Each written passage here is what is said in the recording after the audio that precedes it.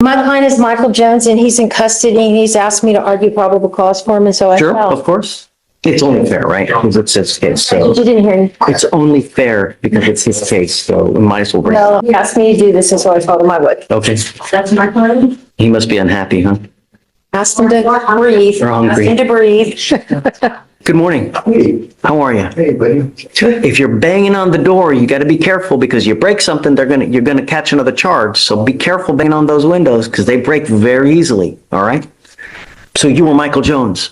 Mr. Jones, we're talking about you, so that's why I wanted to bring you out. It's only fair that you get to hear what's going on with your case. Your lawyer wants to challenge probable cause in this case. You're charged with interference with the duties of a public servant. You are facing up to 6 months in jail and or a $2,000 fine. That's what you're charged with. I don't know.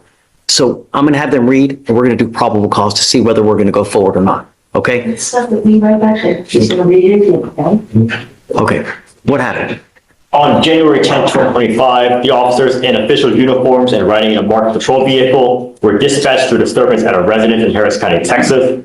The officer observed the defendant standing outside the location, being told to leave by the resident, to which the defendant refused by verbally yelling at the resident in a loud, aggressive tone of voice.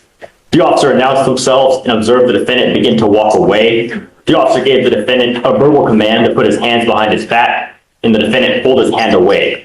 The defendant refused to comply with verbal commands, and the defendant held his arms to his chest as the officer attempted to detain him. The defendant continued to refuse additional commands to stop resisting and put hands behind his back. He yelled at the officer in an aggressive tone and shouted out loud, "Don't let them take me." The officer performed a leg sweep and continued to struggle and the defendant due to him pulling away. The officer began to roll around while on the ground and reached the officer's hands to prevent him from being placed in handcuffs. The officer continued to give commands, and the defendant continued to refuse. I get it. But what's he doing? I mean, he's walking away. That's what they wanted. Right?